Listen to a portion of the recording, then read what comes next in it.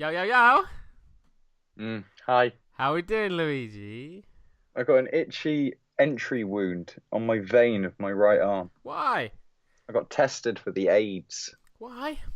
I think I did. I think that was part of it. I went for a checkup at the doctors and they asked me questions. And then they're like, We probably like, should check. they're like, "Whoa, it's high risk.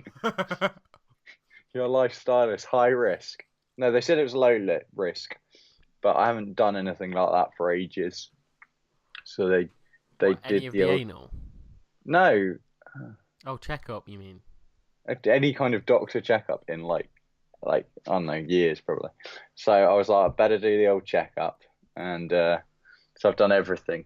So, but they took my blood, and he fucking so he did it, the little dot in the arm. And he was like little scratch, and then he like jabbed it in my arm. And after he took it off, gave me this world's smallest plaster. Blood went right through the plaster, like literally. I put my shirt back on, took it off, and there was blood like running out of the plaster. I was like, no, I needed more than that. You should have Yeah. gone just poured your blood arm over him. So now I've got a little itchy little inner elbow on my right arm. But that's not what's really interesting. Go on, what's interesting? Hit me. Hit me with your interesting stick. I don't know. We're back. We're back, We and are we've back. missed we've missed so many cultural touchstones Fuck, it's that we been haven't. like 3 weeks. And whose fault's that? Both of ours. Hmm. Hmm. Totally. I'd say it's heavily on your side. But I don't know. We missed the Oscars. We have. Oh, let's talk about that if I can remember any of it. Oh, it was really funny. But what is there to say now? This is the thing. We've missed the boat on it. Oh, we have. Yeah, yeah. It was a hilariously enormous cock up, and two of the accountants have lost their jobs, and blah blah blah blah blah. Partly detracted from. I think everyone has the right to be annoyed because the Moonlight crew have kind of like, even though they got it in the end, they're kind of like, well, the story isn't that we won the Oscar now. It's now that there was a big cock up. I think it's also made the detractors of La La Land have been nastier, which they're on the rock. They're being douches as well. People who are just saying La La Land is a crap film and I thought shouldn't it have was. won. Well, that's just It silly. was so boring. I couldn't have cared less for either of them. They're charming. They're really boring. They're charming. I thought it was terrible, and Right. I got really bored of it. It's that kind of searing insight that you get on the OK Squirrel podcast. It was boring. I It can't, wasn't. It was good. because I can't I remember anything about it to be like, I bet you this didn't was a even good finish thing it. to take away. Sorry? I bet you didn't even finish it. I did finish it. I was Oh, hoping that, when she goes back, she sees him. He's in his. I assumed it was his club now. yeah. Kind of made sense for I that. think it's how it says his name on the outside. Yeah. Oh, Guess did that. it? See, Yeah. I can't even remember his name, so I just sort of it didn't say Ryan Gosling, so it didn't Yeah. make any sense to me. Yeah. Yeah, I wanted them to get back together.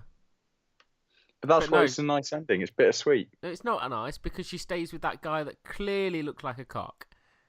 Right. It clearly looks like he works in banking and he's a bit of a cock. And I was like, why is she with him? Bittersweet. Why is she not with this some cool Okay, sorry. artist dude? Spoilers for the end of La La Land, by the way. Anyone cares?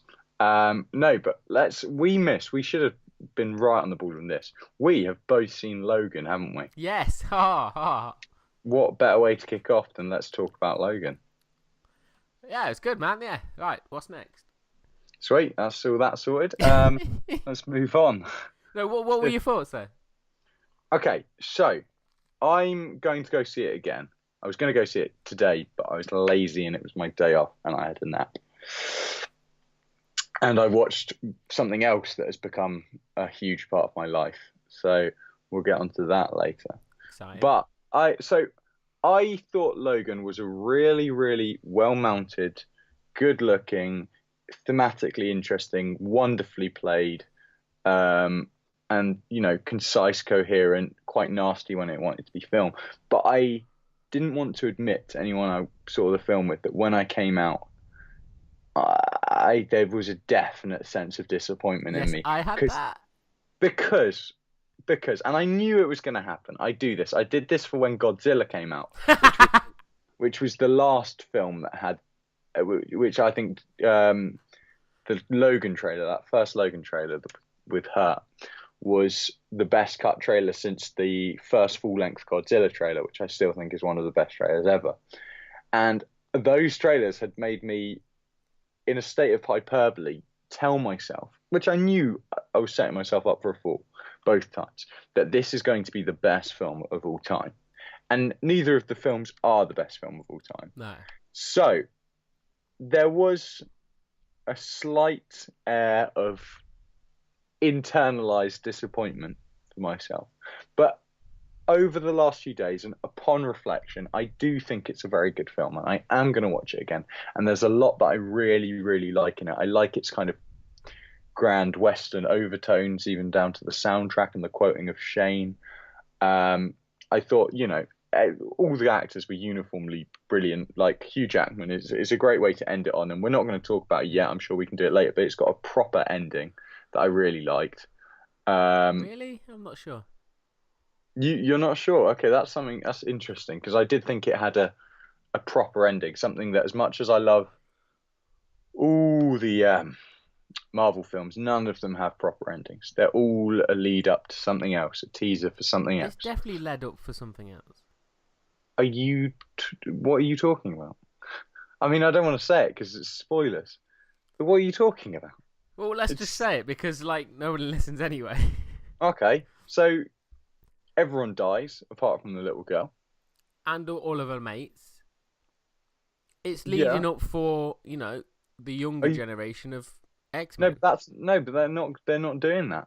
They've already started that. This is like an offshoot. This is set like 30 years later. The only stories that they're going to do, that the X-Men universe are going to do, is with their new snotty little cast that were in X-Men Apocalypse. No, I think they're going to drop it. Nonsense. I'm telling you, you're wrong. I don't know, man. I see that it got completely left open for X-23 and her buddies to roll up as the new X-Men. I can't remember the name of the comics for what they are. But one thing that really annoyed me about the ending was the way in which the border is just considered like a thing where the baddies who are willing to murder and everything just stop at, and that's it. No, I'm pretty sure it was a solid border that you can't go by. Oh, 8 miles. That was just stupid. They did. In the end, everyone was dead. Like, he'd killed everyone. Yes. So I guess the border is pretty impassable when you're all dead. No, but say if Wolverine wasn't there. Yeah. Excuse me. And the kids the kids got to the border, and then the baddies are just like stood there like, like clawing away over the line, like, I wish we could go over the border and get them. It was so stupid. Okay. But I liked watching a film where the character was fallible and he got hurt, and there was this sense of just get back up for one more slog, and you do feel the weight of what's going on, and he sells it, and the idea also, there's a lot going on behind it. Like, there's a reason it's set. It starts on the border between Mexico and the US. There's a certain thing about well, obviously racial relations. You got these American guys screaming USA, USA as they pass over the American border at the people trying to come across from the other side. So there's a lot of stuff going on in the background.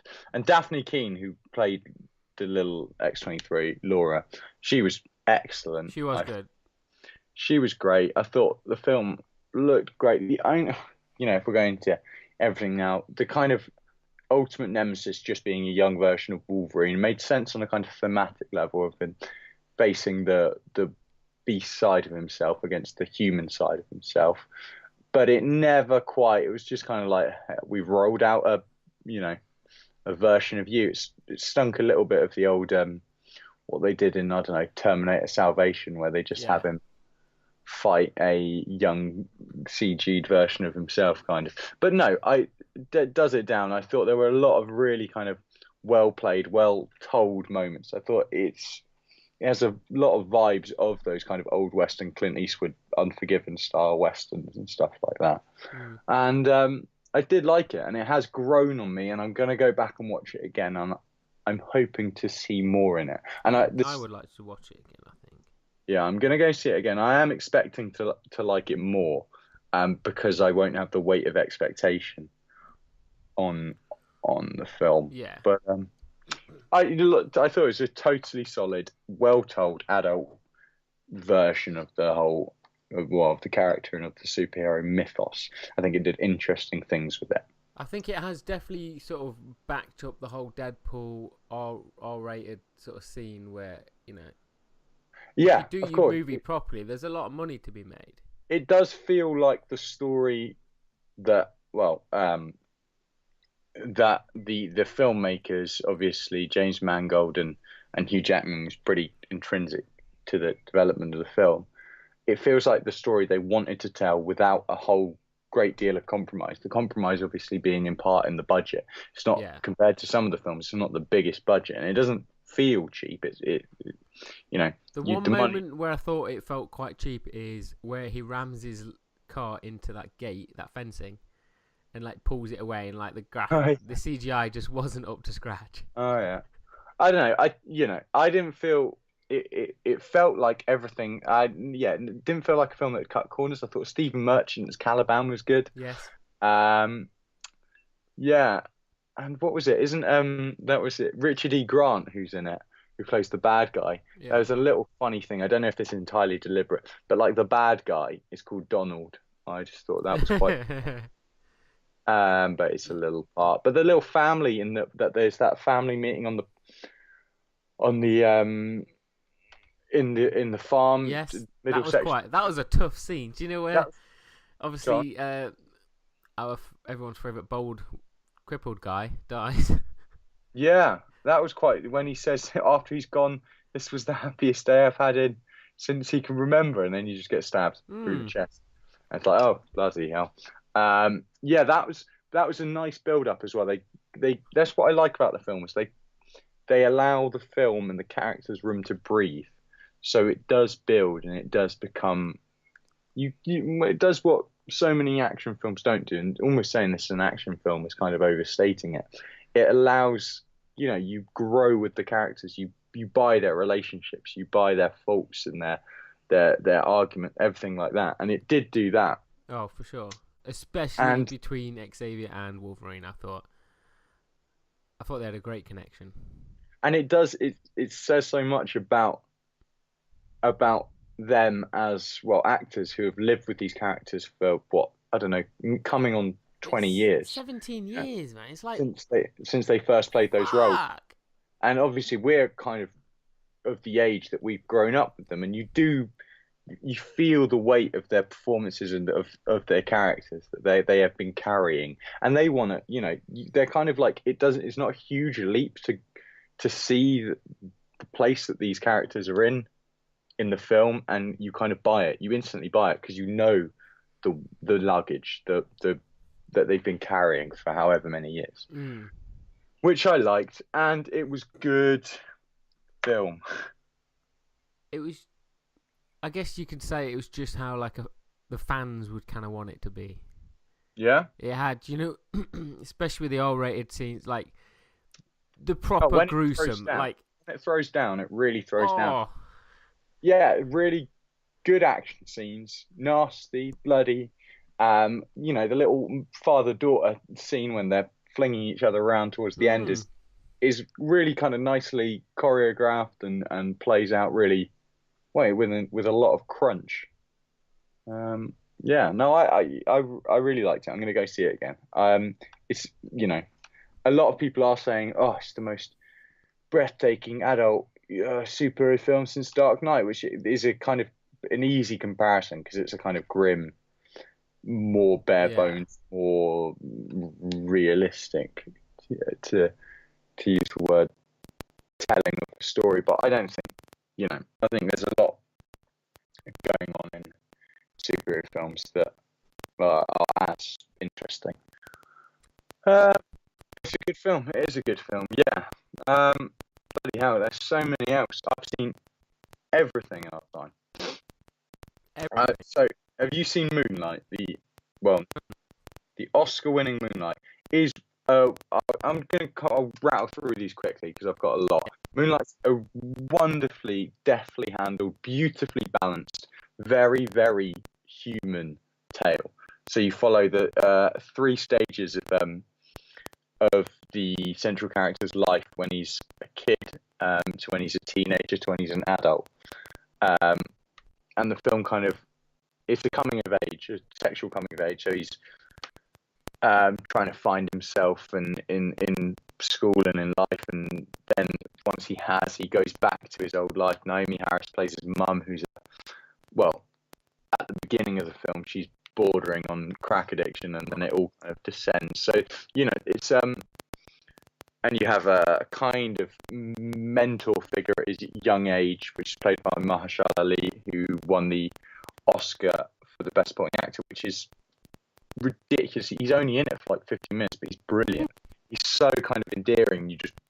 But then he is dealing with his own faults because he's a drug dealer, and then it's Kevin, who is the main actor, who then grows and he gets called Lil at one point, Little, because he's small, and then when he's older, he gets his nickname's Black. Well, that's what he starts out, but first he's called Little, and then he goes Black, and then it's so his moniker changes. He's changing. He's kind of like working himself out, and it's just so wonderfully human and deftly handled, and it feels like a film that's just has time to breathe and airs itself out and gives you the story as and when and how it happens.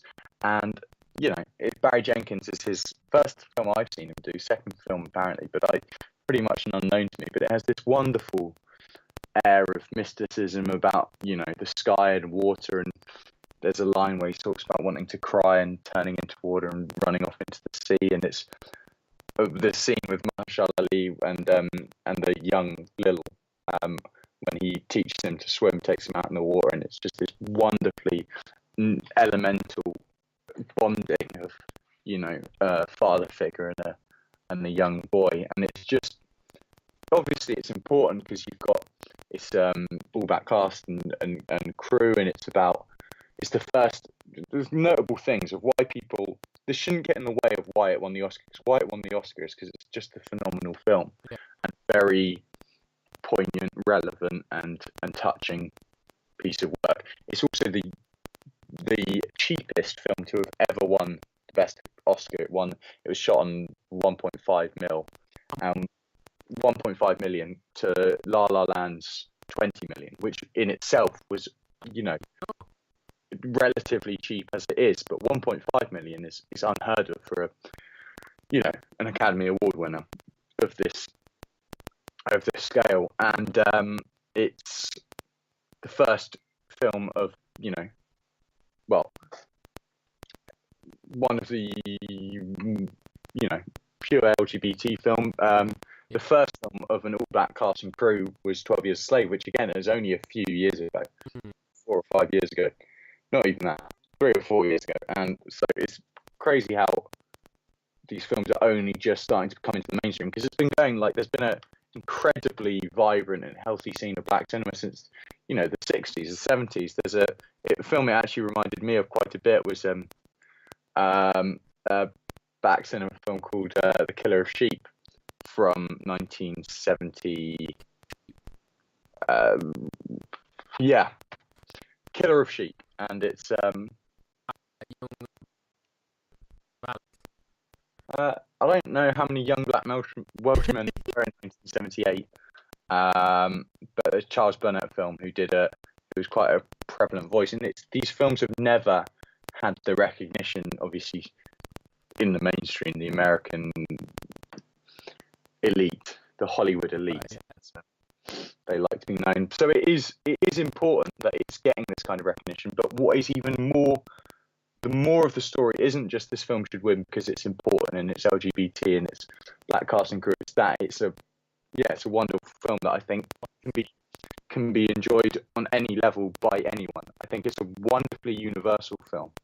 Like saying it's a LGBT film or something like this, cast aspersion, people of, backwards sensibilities might not want to see it because, it's about a gay guy finding himself or whatever. But it's an incredibly universal story, beautifully told, wonderfully mounted and shot. It's got a real kind of intimately epic, even though there's a massive juxtaposition. It feels big, even though it's on a very intimate scale. It feels like you're watching the kind of, dawning of cataclysmic events, but they're on a tiny, tiny scale between a son and a mother, or a son and a friend who have a kind of romantic entanglement. It feels like things of great magnitude are happening on a very intimate scale, and it's just a really, really good film. Absolutely well deserved. One of the best Oscar winners in years, to be honest.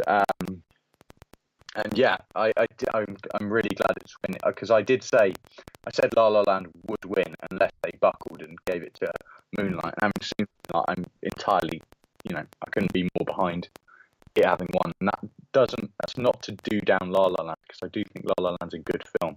But I think La La Land is the film that in 10 years, when you'd go, what was the film that won in 2016? You're like, it was one of those Hollywood films. It was whereas Moonlight, I will remember this winning. Like, it's, there are certain years. I remember 12 Years a Slave winning. I remember No Country for Old Men winning, because these were like, up in the best films of that year. Yeah. Like Moonlight undoubtedly will be at the end of the year. So that's good. You should see it. I think it's. That is one that.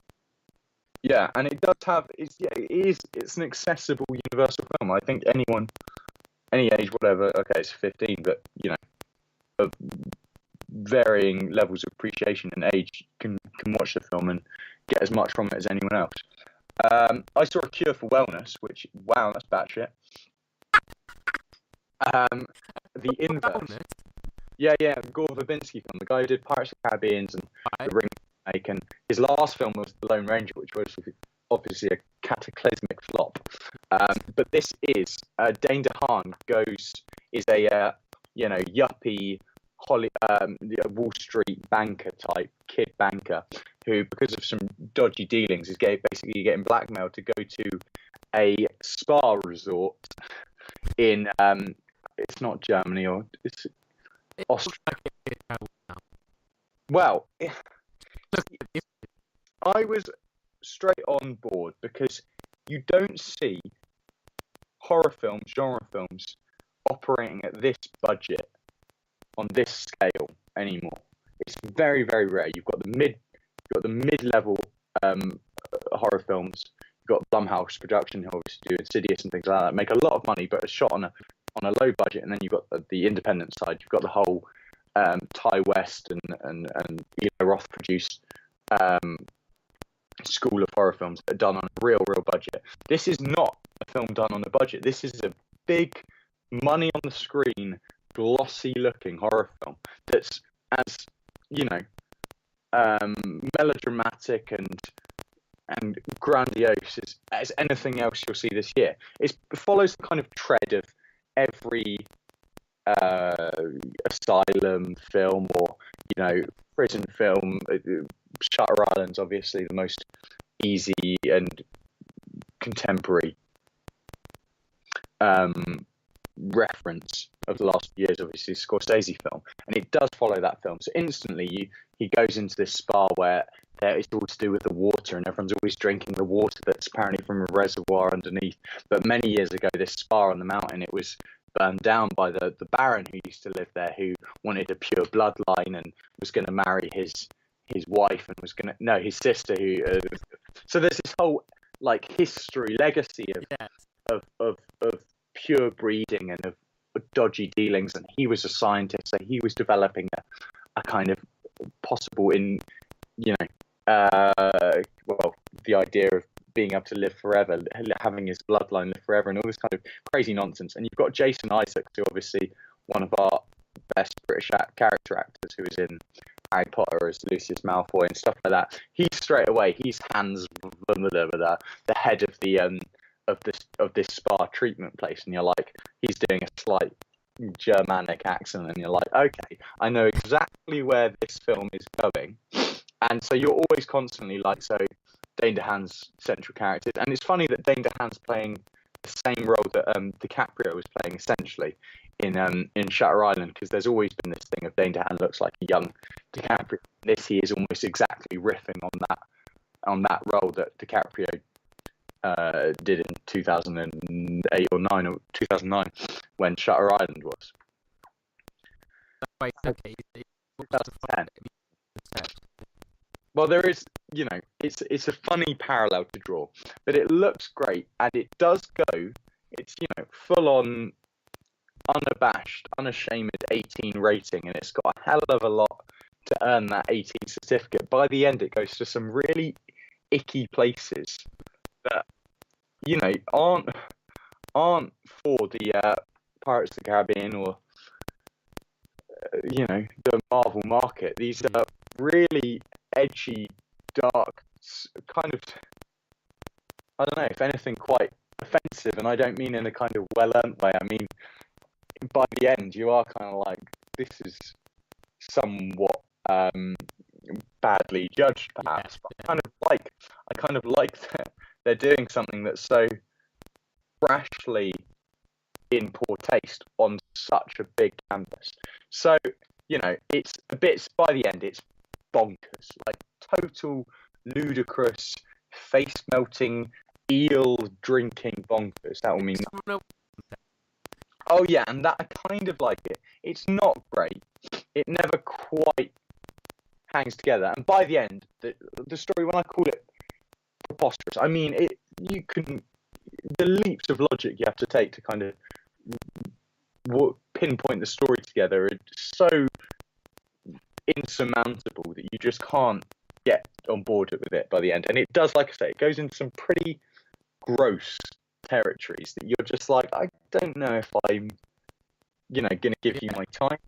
Which I like that it's, you see this with like Nick Winding Refn films with like Only God Forgives or Neon Demon last year. But again, these are kind of like, these aren't big scale Hollywood films, which Cure for Wellness is. These are kind of auteur-led indie films that are by mental Danish directors like Nick Winding Refn, who have always been, or Lars von Trier, who have always been trying to exploit and trying to kind of promote a response. And that's not what Gore Verbinski's doing. He's not trying to kind of make a comment on violence or on excess or exploitation. He's just doing it because he had a weird, him and his writers had a weird idea, and they're like, this will really gross people out. You've never seen a film with more eels.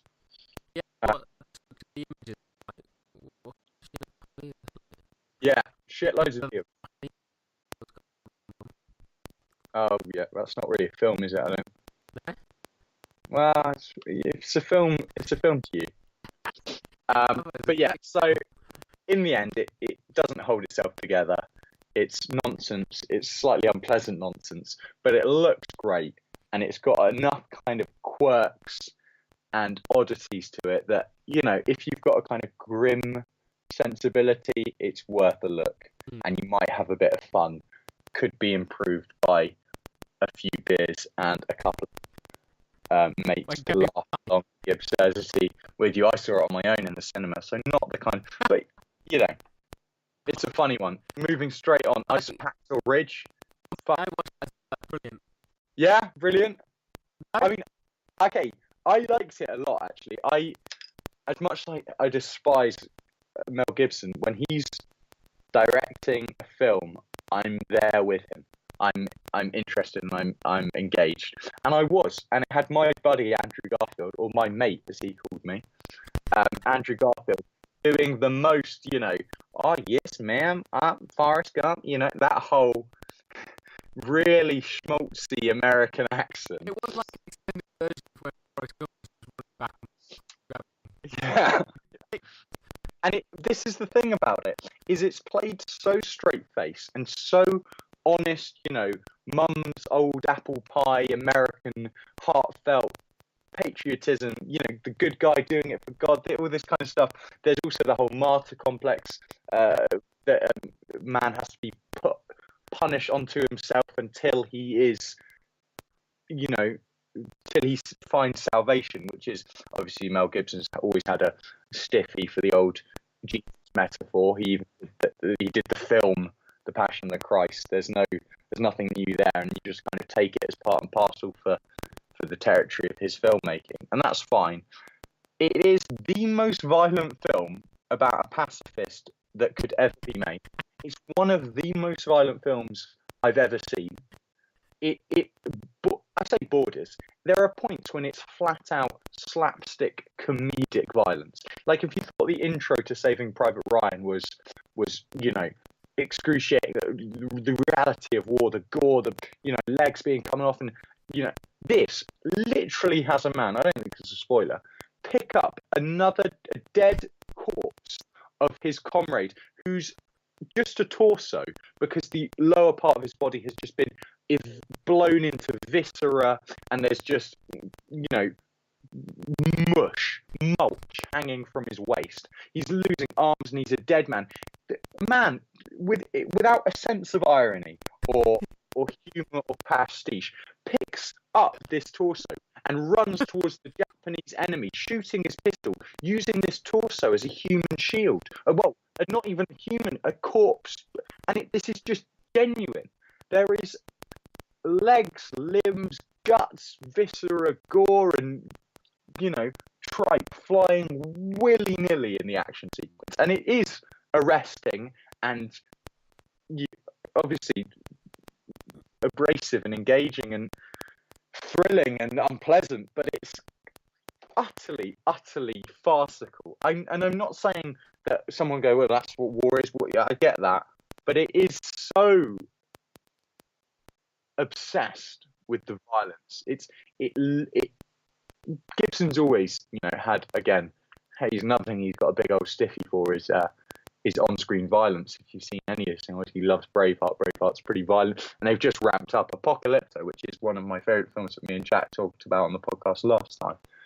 Is a very, very violent film, and still, for my money, a far, far better film than Hacksaw Ridge. And I enjoyed Hacksaw Ridge a lot, and I bought it, and I kind of liked where it was coming from. You can take or leave the religious aspect to it. For how I took it is, I agree with him on a fundamental basis of, if your morality dictates that you're not going to kill someone, that doesn't just get blown aside, and just because the wars comes around, because people, for whatever reason, you shouldn't have to fit your ideology into the violence inherent in American culture. And I think it's a good film and I enjoyed it, but bloody hell, it's violent.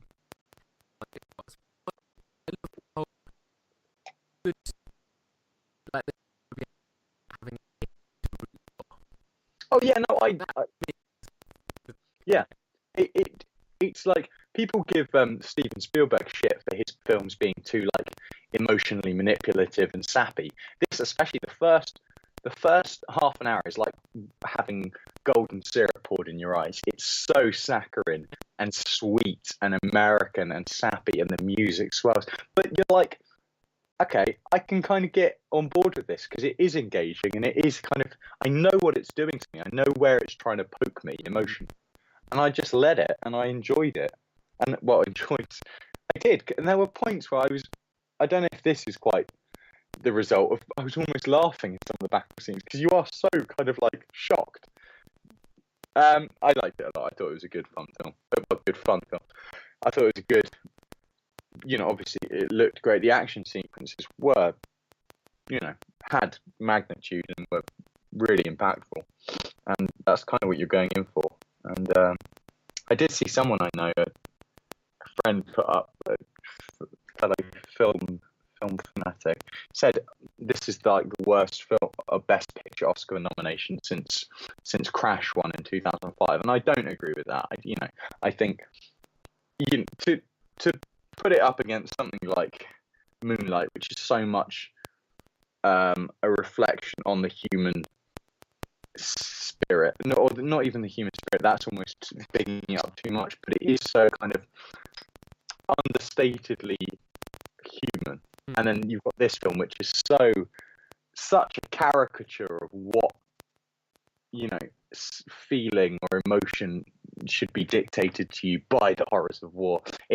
They're in a different league. Well, they're different films. They're such vastly different. But I don't think that. I do think it was a good film, and I'm glad I managed to see it.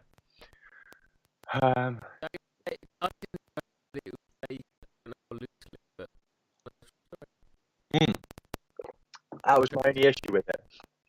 One of my bugbears in films is when you watch a film that's based on a true story and then you have the actual people at the end on screen. Yeah. Normally, yeah, his stunning girlfriend or whatever. No, but I find it just jarring because you don't need to have it rammed down. If your story's told well enough, you buy into that character and you believe the truth that they've, showed you in the film. You don't have to then be like, oh, here's the real guy. And even some great films do this. Some really, really good films. This just takes a step further. It has about a 5-10 minute segment of the actual men. Obviously, war heroes who've done great deeds and stuff like that. So he holds them in quite high reverence and that. So he wants to give them a moment on the screen. But it's just them talking about what happened for like 5-10 minutes. And it's like, no, the film's done that for me. Don't worry. If people are engaged enough, they'll go home and read up on the story and watch some interviews and that. It's just, I don't know, it takes me right out of it. It's like I'm watching a film. I'm watching a fictionalized account. I'm watching a story. You're telling me a story. This is now something else. This is an interview. I'm not being told a story anymore. It's not the same format that I want it to be delivered a narrative in. So I find that a bit annoying. I was a bit like, not like, because you don't want to not give them, due respect for what he did, because it is an amazing story, and but I don't know, it's not the same film. I'm not watching that. I'm not watching a televisual documentary. I'm watching a fictionalized film. But that was just a little bugbear at the end. Bloody hell. Have I talked about John Wick 2 yet? No. Oh, yeah. It's great. More of the same, and that's no means a bad thing. It's genuinely a really, really great action film. In terms of that balletic cinematography, choreography mix that the first John Wick was so noted for. It's right back, and it's back in spades, and it is a film that actually can be better than its predecessor. It's a sequel that improves on its core foundation. It's glossier, the stunts are bigger, the choreography's more defined, the cinematography's more ambitious. You've got the opening sequence of what they dubbed Car Fu, where he could get out and waste these guys in, with his back turned, because he's John Wick, he's Keanu Reeves, which there is a kind of funny intertextual relevance of him being this ultimate badass when he's also been the one in the Matrix. There's a kind of funny parallel there. But, Chad Stahelski's directing it on his own this time, who co-directed the first film, and it looks great. The action sequences are wonderfully punchy and inventive. There are some set pieces that there's this beautiful set piece between John Wick's character, John Wick and Common's character, who's a fellow hitman called Cassian, where they're walking through, their fight scene kind of goes all the way through the streets of Rome, and then subsequently New York, and there's this shootout in a busy, crowded street and inside a subway tunnel, where they're both using silencers and they're shooting at each other, but not wanting to alert anyone around them of their presence. So it's this shootout with silencers in a crowded location, trying to stay inconspicuous. Really inventive, really fun. There's this kind of they really beef up the whole mythology behind the John Wick universe of the Continental, and these coins and these tokens that are like blood oaths, and there's this whole secret society that's interconnected, and obviously you get Lawrence Fishburne in it as this lord of the homeless people in New York, who are also hitmen. It's wonderful. I loved it. It's got this amazing ending. Actually, I was really, really. Oh, you haven't seen it. I'm gonna. Well, it's got this ending that goes way beyond anything that I thought, the John Wick narrative would do. It feels more like something from Invasion of the Body Snatchers or something science fiction-y, and it ends on a real kind of like, heart pumping. God, give me a third one, please. Like, just a really, really great film. Yeah, oh God, yeah. Oh. And you're instantly, your mind's like, where's it going to go? It's set up. I'm glad for a second, even though you said you hadn't seen it, I was like, you've seen it, I'll start telling. So I gave you a little bit about Lawrence Fishburne. That's a bit of a spoiler, but it's kind of done in the trailers anyway. I thought stop listening because I just imagine him being born There you go. nothing.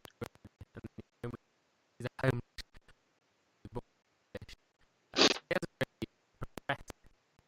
There you go. He was Morpheus, and now he's born as a fish. And he's got a new dog. John Wick's got a new dog, and he's great, and he doesn't die. I can reassure people. You've got to rewatch John Wick. John Wick. I've seen the original John Wick, and this isn't just because I'm a Keanu fanatic. The first John Wick is the best American action film for God knows how long. I'm talking pure action film. Mano a mano, fighting, guns, blah blah blah. That's all it is. It's meat and potatoes action, but it's just done really, really well. And it has got a kind of mythology behind it and something that makes it funner and makes it more kind of zany and surreal. Watch John Wick again because you'll just have a good time. Go watch John Wick 2. It's as good, if not better. Ian McShane's back and he's brilliant. It's got this really nice sequence in Rome, which you think is going to be just a kind of execution job, but goes into something which apparently was Keanu's idea. It goes into something much more almost Dario Argento inspired and suspended, heightened, very Italian cinema-esque scene of bloodletting that I won't give away, but it's a real kind of interesting turn of pace. It looks great. It's got the same kind of neon-drenched colour palette. What can I say? It's a really, really good film. Yeah, and it's got a little kind of misstep towards the end where the kind of final set piece kind of ratchets it up a notch that maybe I don't think it needs to go to. Kind of Hall of Mirrors inspired thing, which I've seen in films before and never quite hits the mark for me. Well, the opening sequence there is a very good car chase. There's a very good car chase. Then there's a scene. This will change your mind on car combat in films, because there's a sequence called with the kung fu, like instead of kung fu sequence, where he takes out a load of guys on foot, which he could do also on foot in seconds, but he decides to stay in his car and annihilate people using his car as his weapon. It's phenomenal. It's great, and also it's got this fantastic thing of it opens the film kind of with a kind of meta statement of what you're in store for. Opens with a little sequence of a Buster Keaton film projected on the side of a building. So it's Buster Keaton obviously was this stuntman, physical actor in the time of Charlie Chaplin and so on, silent comedy slapstick action films. And you're watching these kind of little, just a microcosm of his career play out on projection on the side of a building, and you're like, okay, this is what we are. We are watching the same kind of film that Charlie Chaplin, Buster Keaton were doing back in the day, of this kind of just physical acting. The narrative is all physical. It's all about the dynamism of what's going on and how you're being shown it, and the competency of how it's being handled and acted and directed and shot. And you just go, it's a really kind of nice little, but you almost forget by the end, but then you go, no, it literally opens with another film being projected on the side of a building, and you don't know why, but it's just almost like a mark of intent. If it's like, no, this is what we're doing. We're doing this, but we're just doing it on a different canvas. I think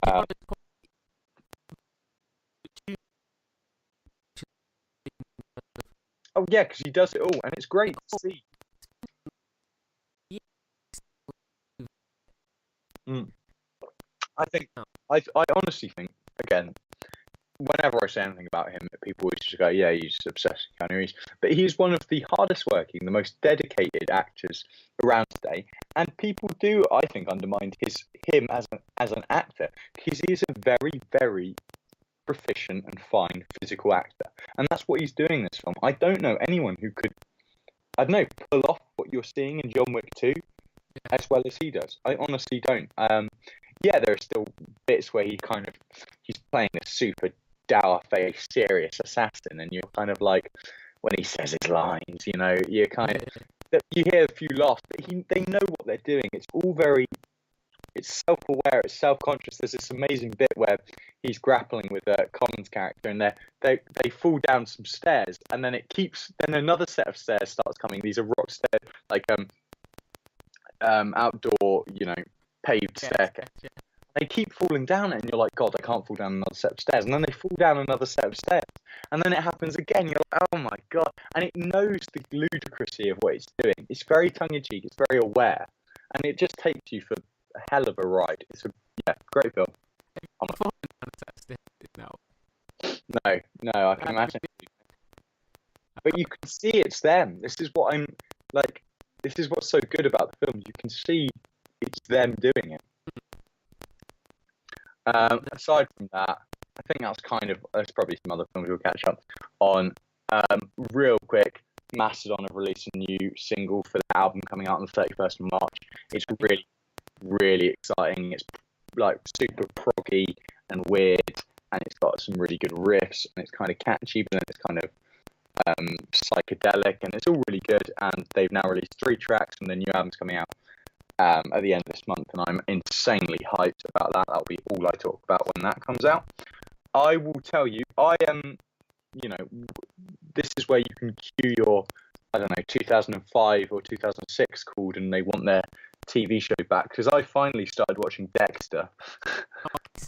Yeah, because my girlfriend's seen it, and she wants to watch it again, and I've always planned on watching it at some point. It's one of the things I just never watched. I'm now like halfway through the first series because I can only watch it with her. It's a little bit annoying, and I like it. It's funny to see because it's still a show that people kind of really rate, but it's funny to see that difference in quality that we've talked about often. Yeah.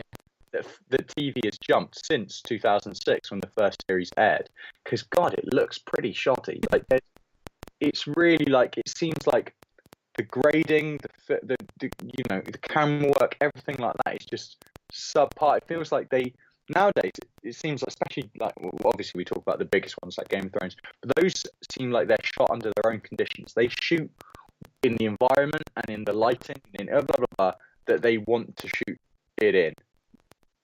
This is like, there's a lot of outside, overexposed, shitty lighting shot in Miami, and it's just like, pass and parcel. That's just how TV shows had to be shot, and it's funny to see. I'm looking forward to watching the subsequent few series and seeing how it kind of developed with time.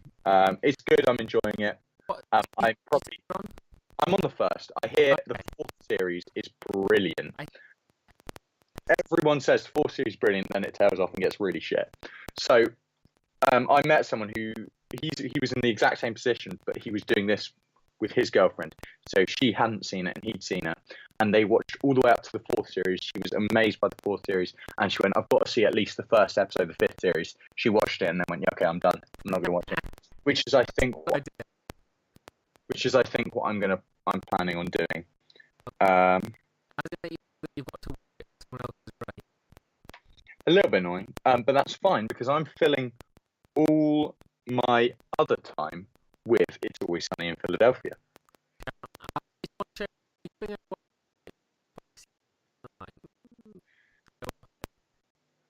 Well, this is the weird thing. Years ago, because we've got a couple of friends who I know have been really into it. A few years ago, I was needing something to fill my time because I'd finished stuff like Community and whatnot, and I needed something, a sitcom that I could really get into.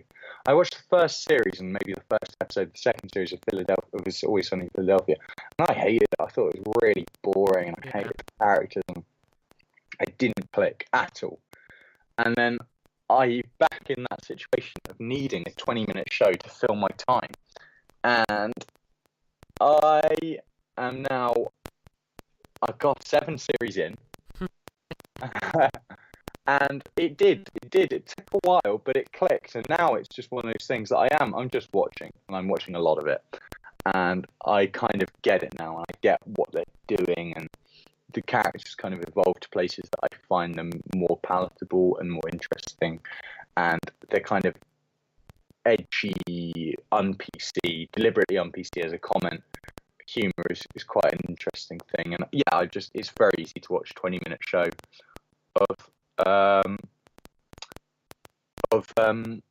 you know. I think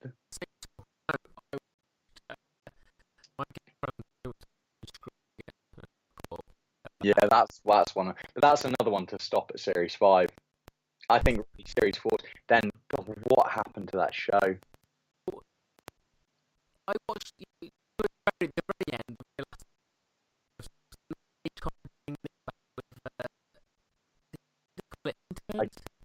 I don't even want to know. I was already long gone before then. No, I don't. No. It already got shit when. Wasn't there one where it still had everyone, but it didn't have JD? Then he came back for one series in like Series 6. No, honestly, I think Series 1, 2, 3, 4 were brilliant. Really, really brilliant. Series 5 was already getting bad. Series 6 still had all the original people, but it was fucking terrible. Series 5 episode. Yeah, I'll have to watch them. Scrubs is the only TV show that's made me cry twice. God, what are the bits? Obviously, the bit where Dr. Cox quits after he lost. Oh, is that Series 5? Yeah. Really? Okay, maybe Series 5 is the last good one. Because, Jesus, that series gets me. And what's the other one? Who's Brendan Fraser's character? His best friend, his wife's brother. Ben, it is called Ben, isn't it? Yeah. When the whole episode is building up to Dr. Cox's son's birthday, and at the end they're at the party, and Ben's been taking pictures the whole time, and he's like, why have you got that stupid camera with you? You're going to take photos of my son, or this, and there he's in his suit and stuff. And then he turns around, and JD's there, and he's like, taking pictures of what? And he's like, all the kids, my son, with cake on it, and he's like, where do you think you are? And then it all turns around, and it's Ben's funeral, and you're like, oh my God! Oh, it kills me. Even just thinking about it now gets me all like welled up. Oh, it's a killer.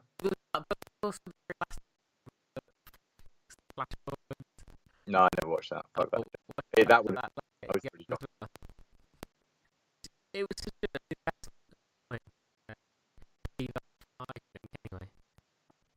yeah. I don't think it did pay off because there was those whole series when it was the young kids, and then it was even. No, there was one bit where it wasn't even the young kids. It was the young kids were now the main guys, and it was new young kids. And I was like, how the fuck has this happened? This is so far removed from. This is like 4 degrees of separation from the Scrubs I cared about. So no, not in it. No thanks.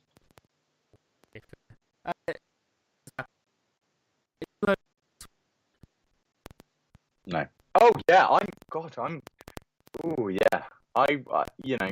If it goes down, if I can get in a year's time, well, in less than a year, in about 10 months' time, if I can get one of those for 100, 200 quid, I'm getting one like hell before I go travelling. Because man, I'm all over that. Like that's literally the kind of gaming I want to be a part of. The kind of gaming I've been wanting to be a part of since for years now. That's why I got a PS Vita. Just it was never supported. And you can take it wherever you want, and then you plug it into your TV, and that's your gaming console. It just needs the games now. Obviously, it's got Zelda Breath of the Wild, which looks great, which has made me go back. I'm currently playing through Skyward Sword. I got halfway through on the Wii years ago, and now I'm finishing up and doing it. So I'm so on a kind of Zelda hype.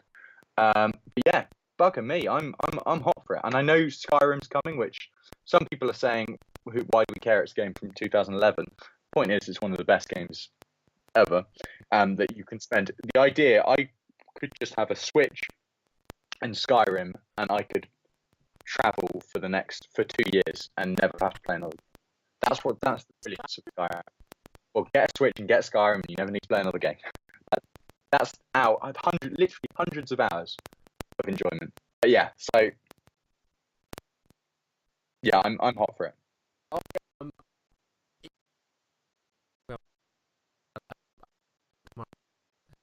My worst thing is because I'm saving to go away. I literally could buy one. I'm not. Yeah, I'm not doing it. I'm not doing it. There's no point. Honestly, I think for all games consoles, there's no point. Like, if I wasn't going away next year for a long time, I would buy a PS4 now, like literally right now, and it would be worth me buying it because I could get it for under £200, 180 quid. I could buy a PS4. I could get some great games. I could get literally 4 or 5 brilliant games because they come out now. They're not as expensive. And I don't have that initial gaming drought. When you buy a console, the first 6 months to 8 months, you've got maybe 1 or 2 good games. And then the other games you're only buying them to kind of make yourself feel better that you've spent 300 quid on a system. You know what I mean?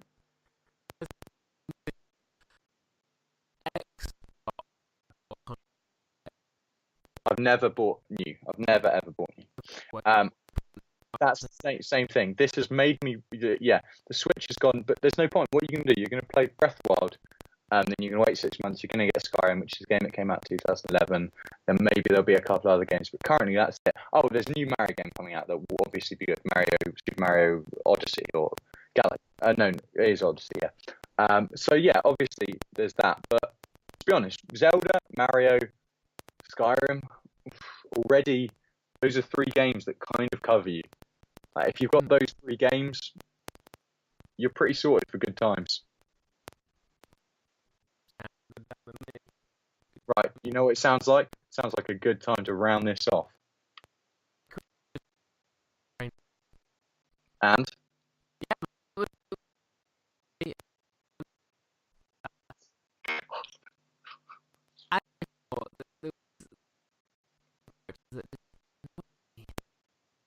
Right.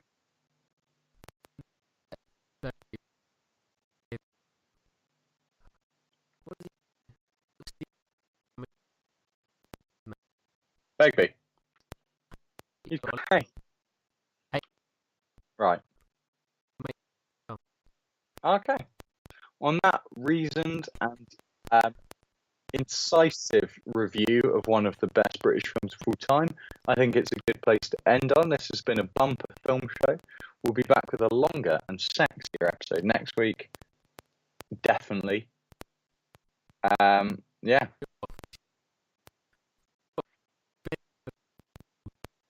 Peace out, pussy bitch.